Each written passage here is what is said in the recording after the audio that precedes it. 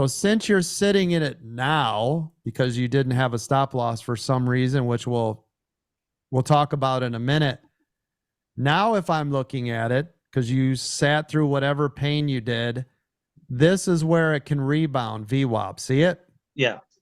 But you need to address why you didn't have stops, why you were planning on taking 30-day contracts and holding overnight. That is one of the biggest rule no-nos I have. Well, I definitely wasn't planning on holding overnight. It was supposed to be a scalp, but what a lot of times when I put an order in and I put a stop loss, my stop loss doesn't work. So I have to buy the stock or buy the option contract and then go back in and then put the loss on it. So I usually put the loss on it big enough to where it doesn't stop me out right away. But then when I started to do that, it started to sink. And I'm like, if I put it on now, I'm going to take a loss. Okay. So, like I got all of these thoughts about, it's NVIDIA, just hang out for a minute. Yeah, nope. Okay. I got you. So we're all on the same page. So everybody, I want this to all be clear for all of you that are doing this. So because his stops are sometimes working, sometimes not, that means he has to use a mental stop. The problem with using a mental stop, as you guys can hear, is that you are not able to use a mental stop. Right? Yeah, fear and optimism clouds it. Right, Anthony? Yeah. I mean, I kind of like get in my own way to ride it out. You cannot trade at all until you can handle a mental stop, because you will be your worst enemy. You will think NVIDIA is going to climb to the moon forever when actually it can be a dumpster dive.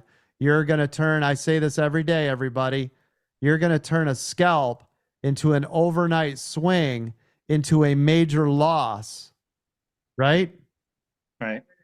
Don't ever do everything you're doing is completely opposite of everything I train. So your outcome is going to be exactly opposite of what I try to get you to, right? All you said is, well, when it pops, I scalp. And when it stays long, I stay in a scalp. That's all you said. All you're doing is scalping. Again, if you are not a master, which means mechanics and mental state,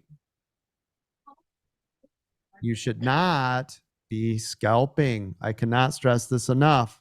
The reason is, Anthony, and this is going to happen to a lot of you, so I'm glad you spoke up.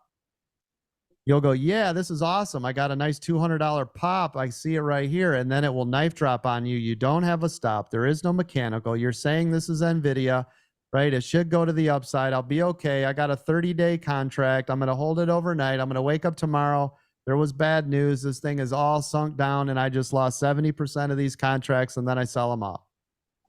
This is everything I heard. Everybody understand this, right? So, yep. You have to force yourself to put the stop in. So when it knife drops, you don't get your face wrecked. Then you don't turn this, what was supposed to be a $200 to $400 pop into thousands of dollars of loss because you hold and hold and hold. Well, it should bounce back. And then you're into it to the next day. Now it didn't recover. Plus you got time decay, plus, you know what I'm saying? It just adds up. So please, everybody. So the first thing, Anthony, is I would try to figure out, why are the stops not working? You know what I mean? Let's evaluate that.